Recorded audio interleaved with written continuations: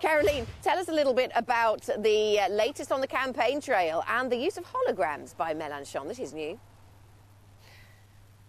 Good morning, Anna. Yes, of course, with just 4 days to go, the candidates are using different techniques, and the far left-wing candidate Jean-Luc Mélenchon's technique is to reproduce himself in 7 different places. It's a technique he already used in February, but only in 2 different locations. So last night he was in Burgundy, but he was also all across the country in 6 other cities, including the remote Reunion Island. Now, it's a technique that was brought by one of his supporters, a woman who actually campaigned in the US for Bernie Sanders last year. It's a technique that might sound less tiring for the candidates with just 4 days to go. Also a little cheaper, according to the organizers. It cost around 300,000 euros to reproduce Mélenchon in these 7 places last night. Now, Mélenchon, of course, is also trying to appeal to young voters, to appear modern.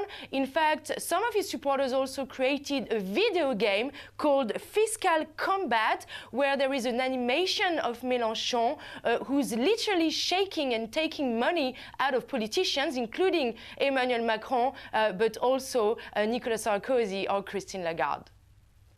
Fiscal combat. Now, there's a thought. We'll all want to see what that game is about. Let's talk about perhaps the more sobering part of the news flow, Caroline, over the past 24 hours. Terror threat yesterday. The fight against terrorism, where does that rank in the priority on this campaign? Where does it rank on the news belts every evening when you're watching from home?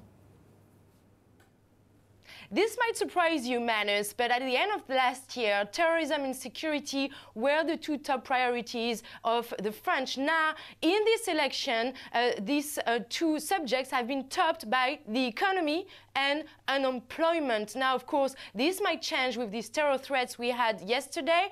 2 men were arrested in Marseille, suspected of an attack on the presidential race. The target was not exactly identified by the authorities, but the police found a newspaper in the Marseille flat showing François Fillon, the Republican candidate, on the front page. Surely this will be a subject that will be mentioned tonight in Marseille for Marine Le Pen's big last rally in Marseille tonight. Last night she reacted saying that this was the result of Islamic fundamentalism.